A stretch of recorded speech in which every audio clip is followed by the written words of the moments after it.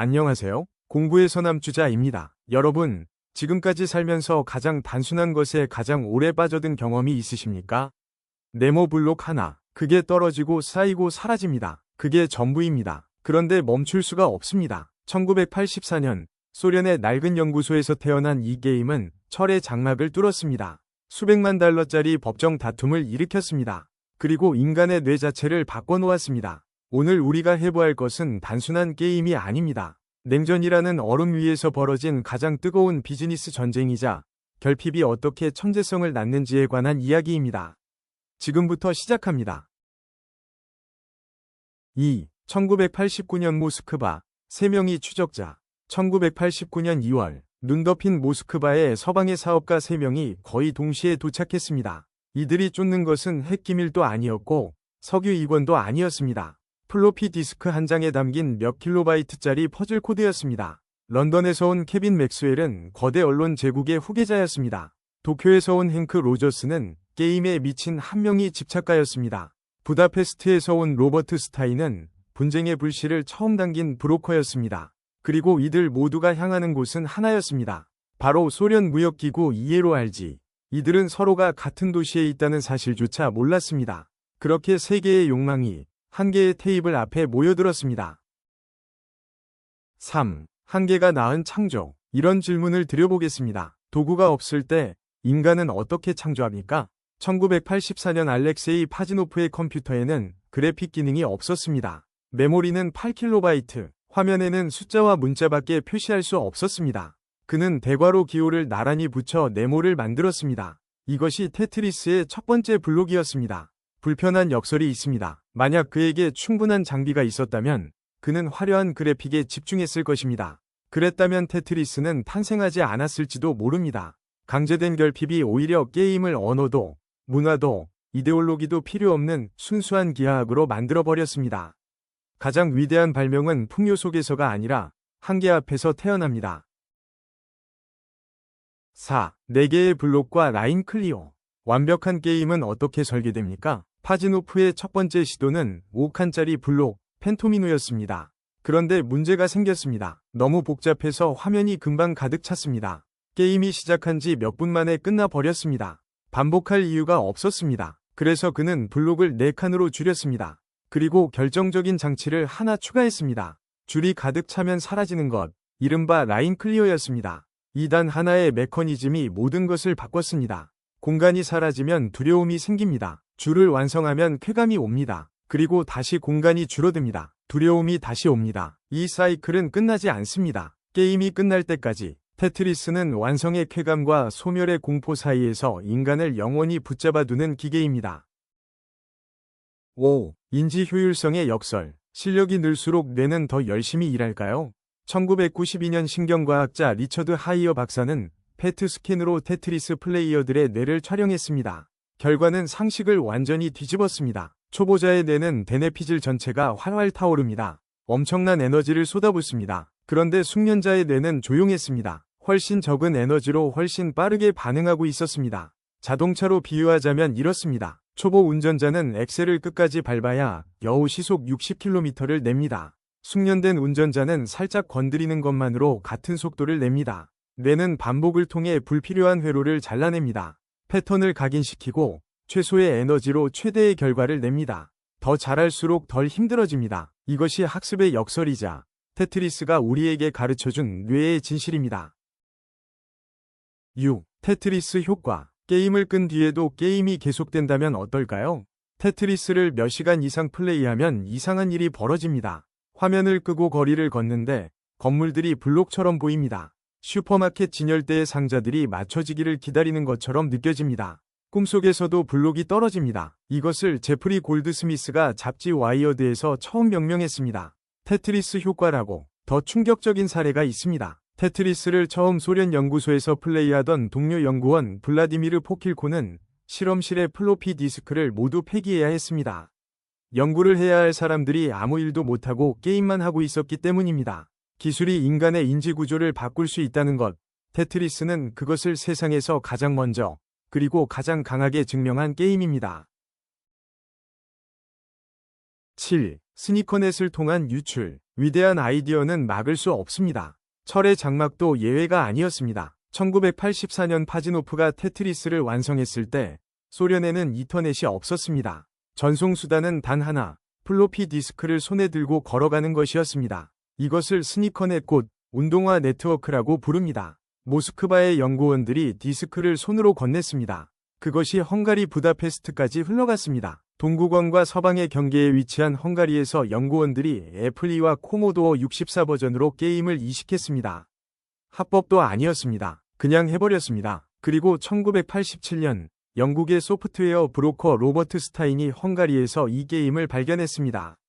그는 즉시 감지했습니다. 이것은 돈이 된다고. 그리고 그 직감 하나가 이후 수년에 걸친 국제 법정 분쟁의 방아쇠가 됩니다. 8. 오독된 텔렉스 통신. 계약은 어떻게 시작됩니까? 서명이 있어야 할까요? 아니면 의도만으로 충분할까요? 로버트 스타인이 소련 측에 텔렉스를 보냈습니다. 소련의 답신은 짧았습니다. 관심이 있습니다. 이야기를 들어볼 용의가 있습니다. 스타인은 이것을 계약 성립으로 읽었습니다. 서방의 비즈니스 관례상 이 정도면 합의입니다. 그는 즉시 영국의 미러소프트에 판권을 팔았습니다. 그런데 소련 측의 생각은 달랐습니다. 그들에게 그 텔렉스는 그냥 예의 바른 답변이었습니다. 대화를 시작해 볼 수 있다는 인사말이었습니다. 소련에는 서방식 저작권 계약이라는 개념 자체가 없었습니다. 합법적 계약서 한 장 없이 단 한 통이 모호한 텔렉스가 수백만 달러 규모의 출시를 추동했습니다. 그리고 이후의 분쟁도 함께. 구냉전의 패키징. 파지노프는 그냥 퍼즐을 만들었을 뿐입니다. 거기에 정치는 없었습니다. 그러나 미국의 스펙트럼 홀로바이트는 달랐습니다. 그들은 게임박스에 성 바실리 성당을 넣었습니다. 우주 비행사를 넣었습니다. 키릴 문자를 흉내낸 폰트로 글씨를 썼습니다. 붉은색으로 도배했습니다. 그리고 한 줄의 문구를 붙였습니다. 철의 장막에서 온 첫 번째 게임. 이것은 게임을 판 것이 아닙니다. 냉전의 공포와 이국적 호기심을 판 것입니다. 서방의 소비자들에게 소련은 적이기도 했지만 동시에 미지의 세계이기도 했습니다. 그 낯설음을 오락으로 포장하는 순간 테트리스는 문화적 현상이 되었습니다. 순수한 수학 위에 이데올로기를 더 씌웠습니다. 그리고 그것이 팔렸습니다. 수천만 장이. 10. 이에로알지 위 개입. 소련은 어느 날 신문을 펼쳤습니다. 그리고 자신들의 게임이 서방에서 화려한 박스에 담겨 불티나게 팔리고 있다는 사실을 알았습니다. 단 한 푼의 로열티도 없이 분노했습니다. 그리고 움직였습니다. 소련 외무부 산하기구 이에로알지가 전면에 등장했습니다. 담당자 알렉산드르 아레신코는 선언했습니다. 스타인의 기존 합의는 법적 효력이 없다고.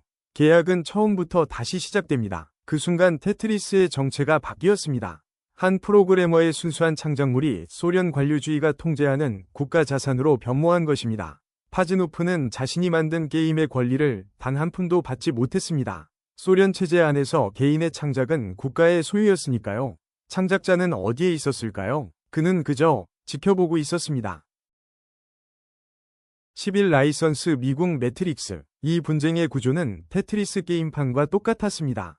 블록들이 엉켜서 빈틈없이 쌓여갑니다. 그리고 아무도 줄을 완성하지 못합니다. 로버트 스타인은 전 플랫폼의 권리를 가졌다고 믿었습니다. 실제로는 IBM PC에 한정된 모호한 계약뿐이었습니다. 미러소프트와 스펙트럼 홀로바이트는 서구권 전역의 완벽한 유통권을 샀다고 생각했습니다. 실제로는 스타인의 제한적 PC 권리만 양도받은 것이었습니다. 이에로알지의 존재조차 정확히 몰랐습니다. 텐겐, 아타리 게임즈는 콘솔 권리를 미러소프트로부터 재하청받았습니다. 그런데 그 권리 자체가 불법이었습니다. 모두가 자신이 정당한 권리를 가졌다고 확신했습니다. 그리고 아무도 정당한 권리를 갖지 못했습니다. 이것이 1989년 모스크바에서 3명이 만나기 직전의 상황이었습니다.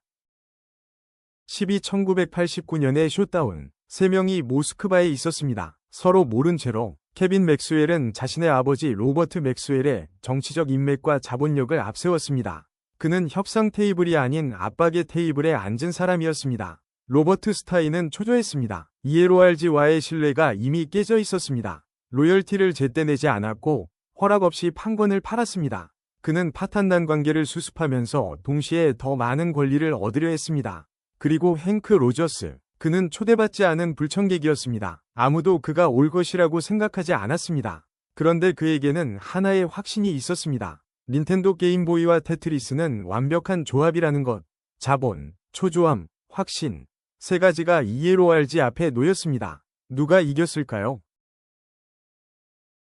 13. 승부를 가른 게임의 언어. 돈도 아니었습니다. 정치력도 아니었습니다. 승부를 가른 것은 언어였습니다. 행크 로저스는 파지노프에게 바둑을 꺼냈습니다. 두 사람은 퍼즐과 추상적 사고에 대한 공통된 열정으로 이야기를 시작했습니다.